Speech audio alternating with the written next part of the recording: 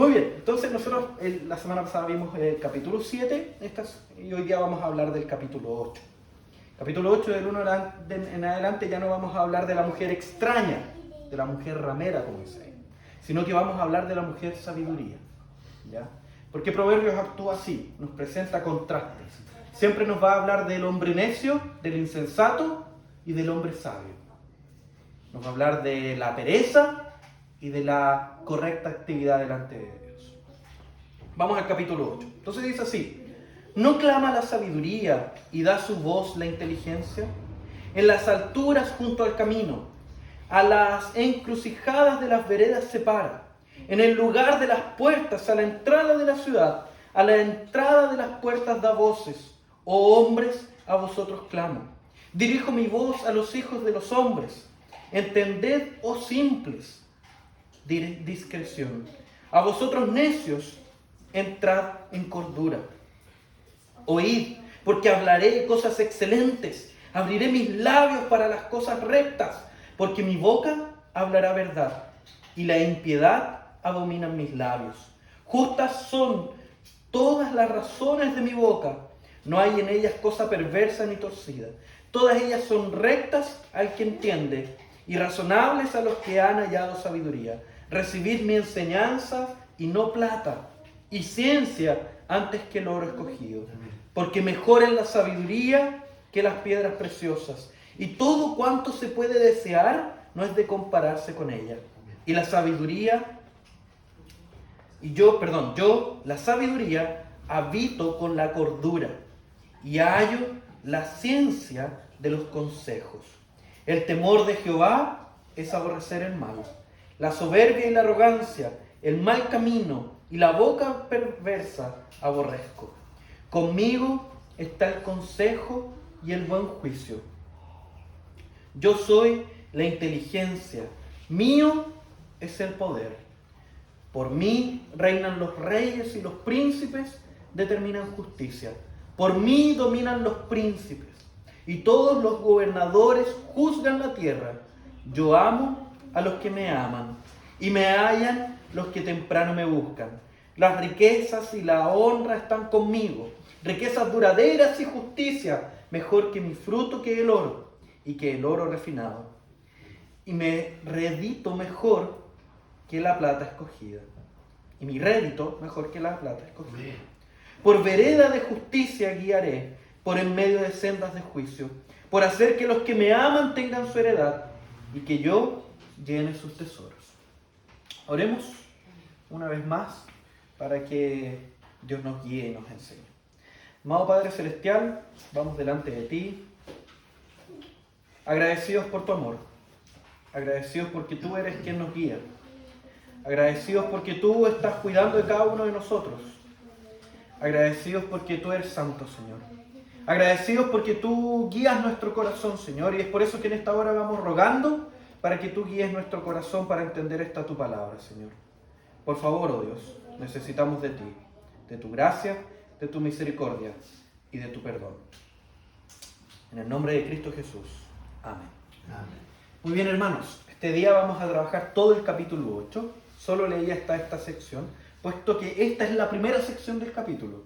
Después vienen las siguientes y ahí vamos a ver cada uno de estos elementos de la sabiduría, de cómo actúa la sabiduría. Y lo primero que vemos es cuál es el consejo de la sabiduría. Después, más adelante, vamos a seguir leyendo y vamos a ver cuál es el reinado de la sabiduría. Y por último, vamos a ver la alegría de vivir en sabiduría. Entonces, ¿cuál es el consejo de la sabiduría? ¿Qué es lo que la sabiduría nos aconseja?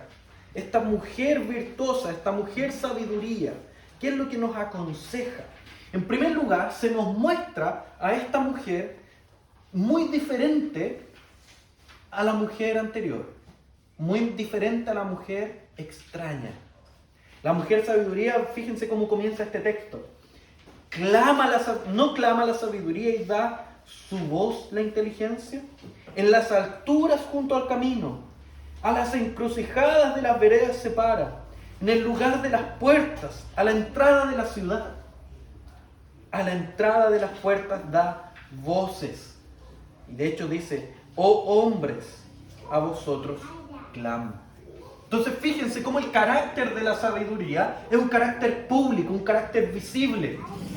Incluso esta imagen que se muestra de que está a la entrada de la ciudad, en los lugares de las puertas, hace referencia a que en aquel tiempo el lugar de la entrada de la ciudad era donde se ejercía el juicio. Entonces cuando alguien era juzgado por algún crimen, se hacía en la entrada de la ciudad y ahí los ancianos deliberaban, pedían consejo mutuamente para poder decidir si esta persona era culpable o no. Entonces fíjense en este carácter público, a diferencia de la mujer extraña. ¿Se acuerdan cómo era la historia de la mujer extraña? Que Salomón estaba mirando por la celosía de su ventana, por entre medio de las cortinas, estaba mirando y de repente ve que una mujer se le cuelga en el cuello a un hombre y le empieza a hablar de manera dulce en su oído, de manera privada y oculta. Entonces fíjense cómo la sabiduría se presenta de manera pública en el texto. ¿Por qué es interesante notar esto? Porque el mundo ha tergiversado esta realidad. Mientras que para la palabra de Dios, la sabiduría debe ser algo público, algo mostrado en todo el mundo, la verdad debe ser algo exaltado y la mentira algo oculto, el mundo prima por lo contrario. Todo aquello que es malo es colocado en una bandeja de plata y expuesto delante de los hombres. Hubo un caso muy interesante en Brasil, años atrás, en que el presidente fue juzgado.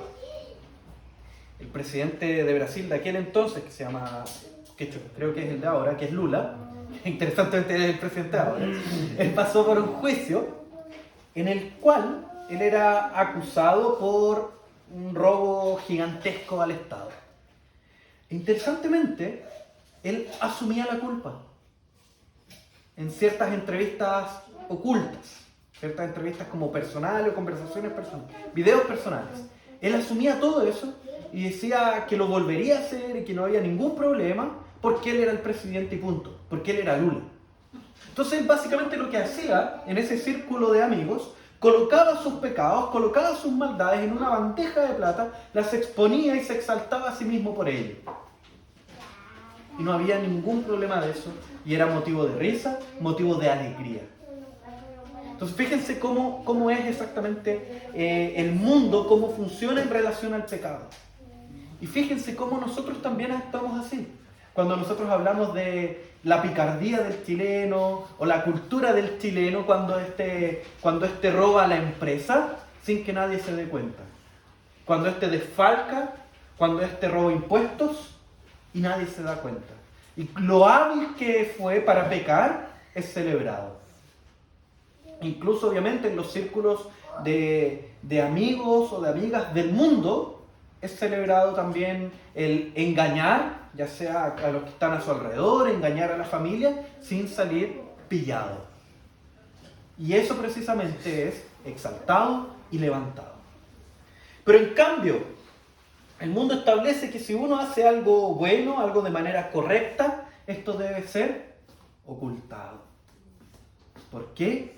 Porque si no vamos a ser vistos como aquellos que son muy pavos, son muy tontos. Y que por lo tanto todos pueden pisotearnos y pasar por encima de nosotros. Entonces veamos cómo el mundo exalta precisamente aquello que debe ser ocultado, que es el pecado, y que funciona precisamente de esa manera. Pero el texto continúa y dice, versículo 4 en adelante: oh hombres, a vosotros clamo, dirijo mi voz a los hijos de los hombres, entended, oh simples, discreción, a vosotros necios, entrad en cordura. La sabiduría no solo se refleja a sí misma, no solo nos dice cómo ella es, que ella debe ser pública, debe ser exaltada, sino que también nos dice cómo nosotros somos. Cómo somos nosotros los faltos de entendimiento, que es aquí que se nos presenta como simples, pero después en el paralelo se nos presenta como necios. Aquellos que no seguimos la voz de la sabiduría, aquellos que a veces cegamos nuestros ojos o cerramos nuestros oídos a la voz de la sabiduría, somos considerados necios. ¿Por qué somos necios? Porque somos rebeldes. Porque lo que intenta mostrar el texto anteriormente con esta dinámica de que la sabiduría está en la entrada de las puertas, está clamando en todos los lugares, está intentando mostrar que la sabiduría es pública, que la sabiduría está ahí presente y que es muy fácil escucharla y que todos la escuchan. Y que si nosotros cometemos algo malo o nosotros tomamos malas decisiones no siguiendo la sabiduría, es por causa de la necedad de nuestro corazón, es por causa de la rebeldía de nuestro corazón y no porque la sabiduría no se haya hecho presente. Y eso está a lo largo de todo el libro de Proverbios.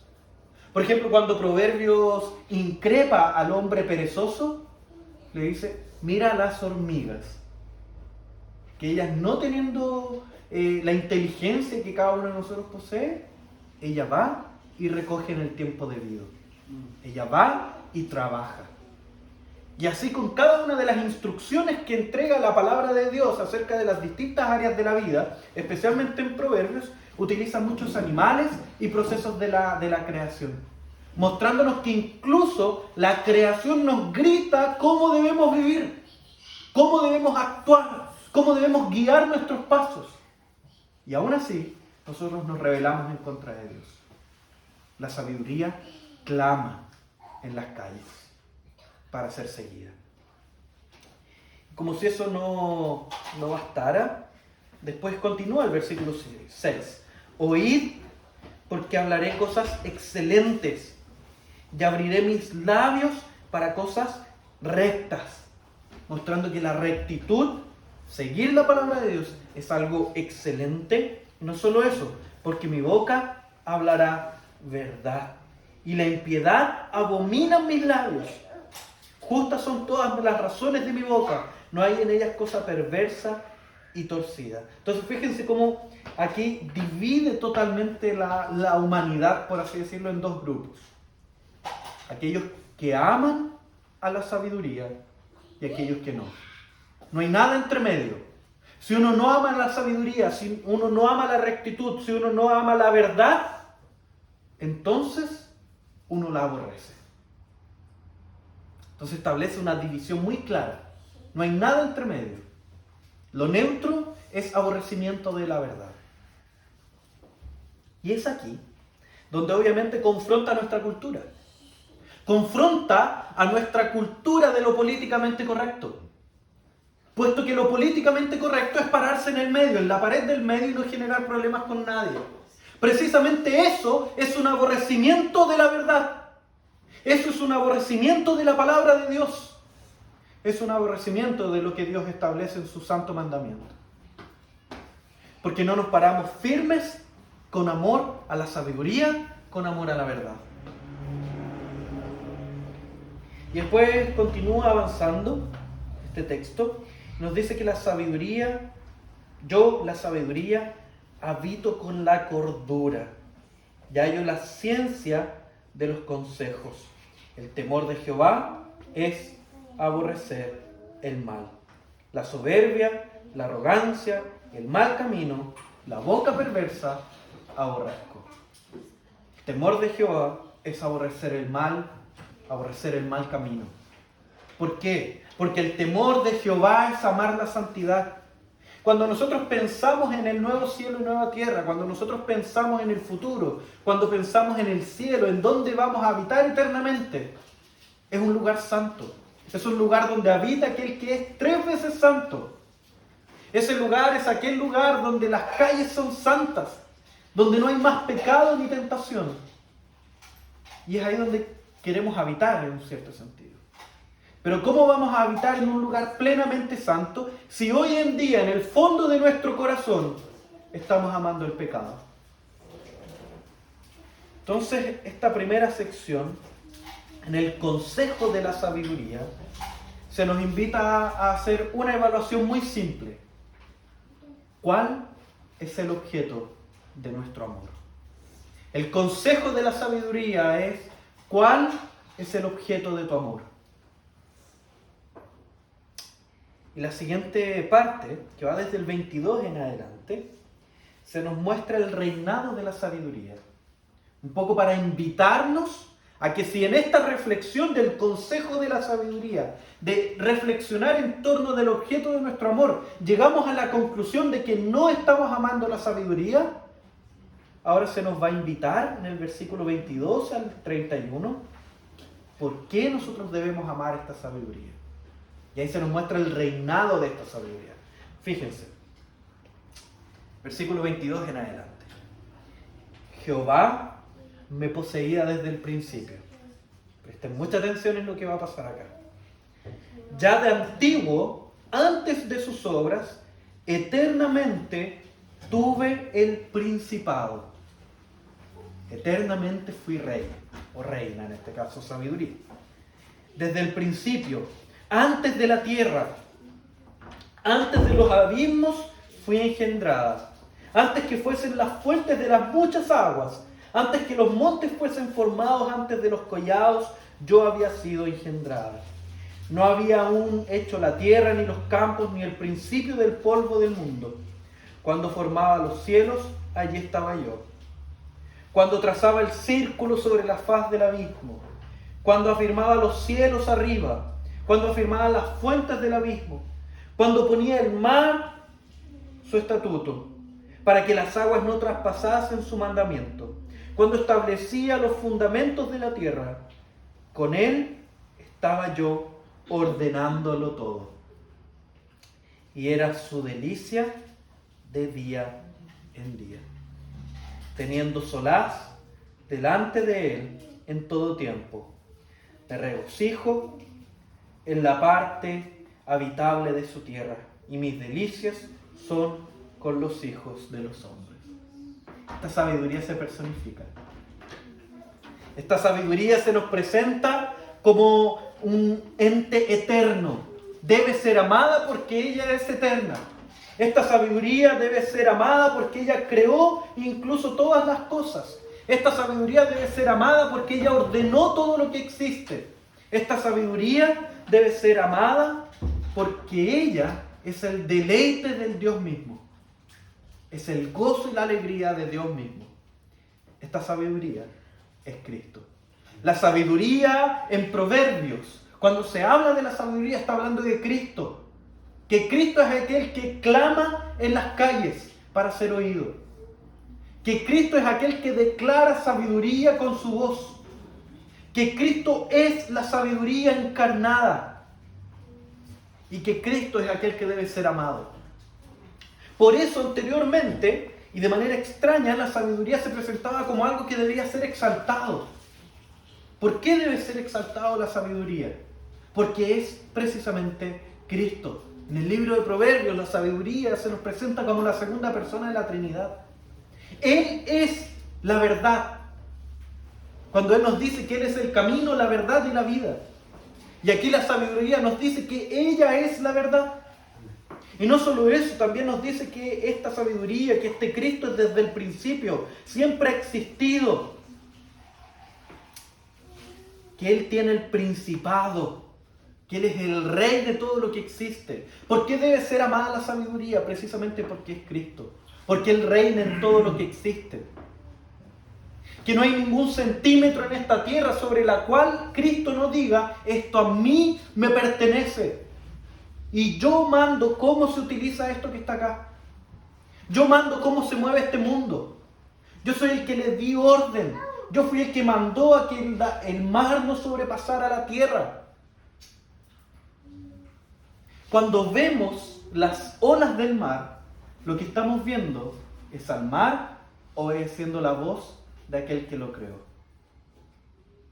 Vemos cómo, incluso en el Nuevo Testamento, como los apóstoles se transformaban, no entendían lo que estaba pasando y cómo era posible que el viento y el mar lo obedecieran. Lo que nosotros vemos acá es cómo se nos presenta la sabiduría como la segunda persona de la Trinidad. Cuando nosotros buscamos sabiduría en la toma de nuestras decisiones, lo que estamos haciendo es buscar a Cristo, porque lo buscamos en su palabra. Cuando nosotros buscamos la verdad que la verdad sea exaltada por sobre la mentira. Lo que estamos buscando es que Cristo se vea más glorioso. Cuando nosotros estamos buscando que en nuestra familia se tomen las decisiones correctas, estamos buscando que Cristo se vea más glorioso en nuestra familia. Amén. Cuando buscamos que nuestros hijos sean justos en sus juegos, estamos buscando que Cristo se vea más glorioso en la vida de nuestros pequeños. Siempre nuestro objetivo en la búsqueda de la sabiduría no es exaltar nuestro corazón, es exaltar la maravillosa obra de Cristo. Entonces este texto se vuelve maravilloso, no solo una toma de decisiones en ciertos momentos, no solo tomar las mejores decisiones para que nos vaya bien, sino que es una búsqueda desesperada por el amor a Cristo. Entonces ya tenemos el consejo de la sabiduría, que es buscarla. Tenemos el reinado de la sabiduría, porque esta sabiduría es Cristo. Y por último, la alegría, el gozo de la sabiduría desde el versículo 32 en adelante, hasta el 36, que dice así: ahora pues, hijos, oídme, y bienaventurados los que guardan mis caminos. Atended el consejo y sed sabios, y no lo menospreciéis. Bienaventurado el hombre que me escucha, velando mis puertas cada día, aguardando los postes de mis puertas, porque el que me halle hallará la vida, y alcanzará el favor de Jehová. Mas el que peque contra mí defrauda su alma. Todos los que me aborrecen aman la muerte. Fíjense que hay algunas cositas bien interesantes en esta sección de la alegría de la sabiduría. Primero, bienaventurados los que guardan mis caminos. Bienaventurado es una palabra preciosa que generalmente se traduce como feliz. Feliz el que guarda mis caminos. Y de hecho es una buena traducción decir felices aquellos que... felices tiene que ver con bienaventurados. Pero bienaventurados se especifica un poco más allá cuando dice lo siguiente. Dice, versículo 35, porque el que me halle hallará la vida y alcanzará el favor de Dios.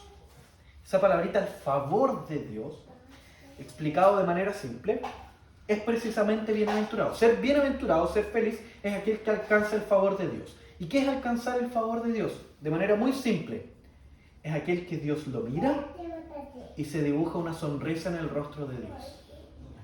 Entonces imagínense nosotros como hijos de Dios, que Él es nuestro Padre, cuando nosotros vemos a nuestros hijos hacer ciertas cosas, dar su primera sonrisa, dar su primer paso, hacer su primera musaraña, llena de alegría nuestro corazón y dibuja una sonrisa en nuestro rostro. De la misma manera, cuando Dios nos ve viviendo sabiamente, dibujamos una sonrisa en el rostro de Dios. Eso es ser bienaventurado, es disfrutar del favor de Dios. Que Dios nos mire con su beneplácito, con su buen placer, con su buena alegría, con su buen deseo. Incluso hay otro elemento bien interesante acá, que dice, bienaventurado el hombre que me escucha, velando a mis puertas cada día, aguardando los postes de mis puertas, porque el que me halle hallará vida y alcanzará el favor de Dios. Perdón, esa parte no. Versículo 33, disculpe, que aquí lo anoté mal. Dice, atended al consejo y sed sabios.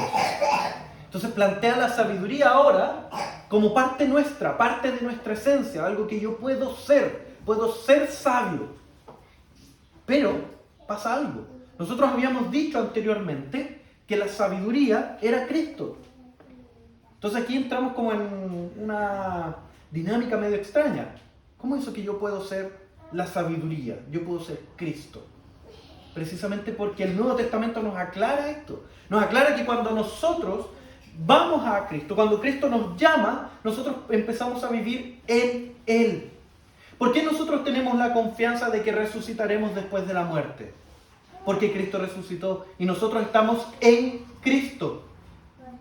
Y esa es la relación maravillosa que tenemos con la sabiduría. que ahora nosotros somos conformados cada día a la imagen de Cristo. Nosotros podemos vivir sabiamente, porque Cristo habita en cada uno de nosotros por medio del Espíritu Santo. Nosotros podemos vivir sabiamente, no por nuestros esfuerzos, sino que porque Cristo crece cada día en cada uno de nosotros, cada vez que el Padre nos va formando a la imagen de Cristo, de gloria en gloria, siendo transformados. Amén. Nosotros podemos vivir sabiamente. ¿Por qué? Porque Cristo preparó de antemano las buenas obras para que nosotros anduviésemos en ellas. Nosotros podemos ser bienaventurados, felices en este mundo, porque Cristo ha muerto por cada uno de nosotros. Nosotros podemos tomar buenas decisiones en este mundo, porque Cristo nos ha revelado su palabra. Y podemos alcanzarla e ir ante ella, ahora sí en el texto que había leído anteriormente, cada vez que nosotros vamos a las puertas, velando a mis puertas cada día, aguardando a los postes de mis puertas. ¿Se acuerdan anteriormente cuando la sabiduría decía dónde era que ella clamaba? En las puertas, en las entradas de la ciudad. Y este texto nos invita a ir para allá, ir al lugar donde la sabiduría clama, ir al lugar donde Cristo clama. Esto es una invitación a acercarnos a la palabra de Dios, a acercarnos día a día donde se nos es presentada la sabiduría, a donde nos es presentada la obra de Cristo. Es aquí donde debemos ir cada día, es aquí donde debemos velar todos los días, a las puertas, a los postes, en la entrada a la ciudad, en la palabra de Dios. Te invito a orar para poder pasar a nuestro momento en el cual celebramos la cena del Señor. Amado Dios, vamos delante de ti, Señor, agradecidos por tu palabra, agradecidos por tu amor, agradecidos por tu misericordia. En esta hora, Padre, agradecemos, oh Dios, porque en primer lugar tú nos aconsejas como Dios sabio a mirar nuestra vida, a evaluarla, Señor, y ver cuál es el objeto de nuestro amor hoy día, Señor. A ver si de verdad estamos amando a Cristo con todo nuestro corazón. Si de verdad el objeto de nuestro amor es la maravillosa obra de Cristo.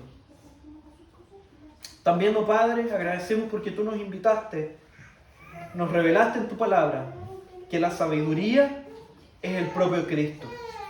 Es el propio Cristo que existe desde siempre y para siempre. Es el propio Cristo que llena nuestra vida. También agradecemos, oh Padre, porque así como Cristo llena nuestra vida, ahora podemos ser felices en este mundo que ha caído, Señor. Podemos ser vistos con tu favor, oh Padre. Podemos ser vistos con un rostro alegre a través de Cristo. Muchas gracias, oh Dios. Y es en el nombre de Cristo precisamente que oramos. Amén. En este momento, donde ahora pasamos a celebrar la Santa Cena, momento instituido por nuestro propio Señor Jesucristo, de quien nosotros hemos hablado en el sermón. Momento en el cual recordamos las palabras dichas en Corintios 11, primera a los Corintios 11, donde el Señor, por medio del apóstol Pablo, nos enseña cómo debemos practicar esta cena. Dice el versículo 23 de la primera carta a los Corintios, capítulo 11, porque yo recibí del Señor lo que también os he enseñado, que el Señor Jesús, la noche que fue entregado, tomó pan y habiendo dado gracias, lo partió y dijo, tomad, comed, esto es mi cuerpo que por vosotros es partido, haced esto en memoria de mí. Asimismo tomó también la copa, después de haber cenado, diciendo, esta copa es el nuevo pacto en mi sangre, haced esto todas las veces que la bebiereis en memoria de mí. Así pues, todas las veces que comiereis este pan y bebiereis esta copa, la muerte del Señor anunciáis hasta que Él venga. En este momento, nosotros entendemos que no solo practicamos de un ritual vacío, no solo practicamos un recordatorio, sino que también entendemos que la presencia de Cristo está con nosotros espiritualmente de manera especial. Y es en este momento, en la cena, donde nosotros por medio del pan que es partido, de la copa que es derramada, que nosotros recordamos el cuerpo de nuestro Señor, que fue partido en la cruz, y la sangre de nuestro Señor que fue derramada para limpiarnos a cada uno de nosotros de nuestras maldades, de nuestra maldad. Y para poder disfrutar de este momento, invito a nuestro hermano Gerson, que tenga bien pasar aquí adelante, pueda distribuir los elementos. Nosotros los vamos a recibir cada uno, vamos a esperar sentados a que todos hayamos sido servidos. Luego de eso vamos a orar por estos alimentos y vamos a disfrutar de ellos.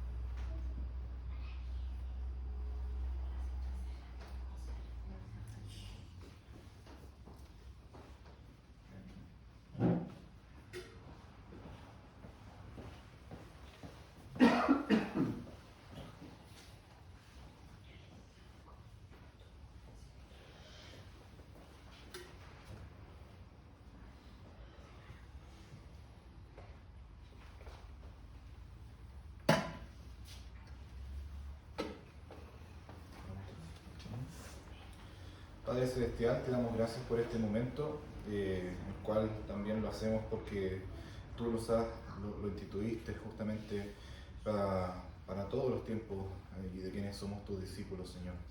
Te damos gracias porque tu presencia está junto a nosotros y en esta hora queremos también recordar de que esto es una gracia que también nos bendice, que nos fortalece, que nos ayuda también a recordar que efectivamente en ti tenemos nuestra esperanza, en ti tenemos el refugio frente a nuestra inmundicia, frente a nuestra miseria.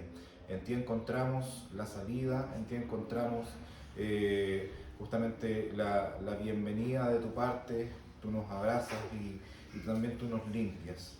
Este momento nos hace recordar aquello, Señor mío, de que tú fuiste entregado justamente para que nosotros tengamos vida en este momento. Tú fuiste sacrificado por nosotros, entregándote por amor, de tal modo que hoy día nos acercamos a tu mesa con este agradecimiento de que justamente somos hechos hijos tuyos por causa de tu entrega. Te damos gracias por este momento, te damos gracias por esto que podemos compartir, por este pan, por esta copa. Te damos gracias porque estamos juntos y tú estás en medio nuestro. Te agradecemos por todas las bendiciones que recibimos de ti y oramos en el nombre de Jesús. Amén. Amén. Participemos de los alimentos, por eso tengamos un momento personal de reflexión delante del Señor.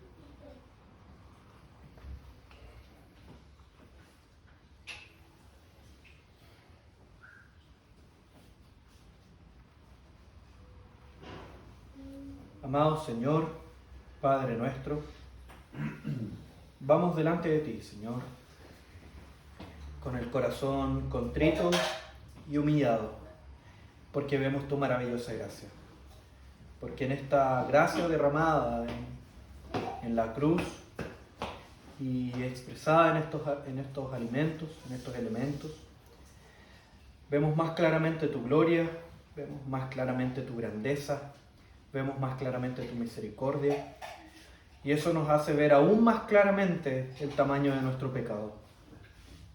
Pedimos tu perdón, rogamos por tu misericordia y clamamos, oh Padre, para que tú acompañes nuestros pasos de aquí en adelante, Señor.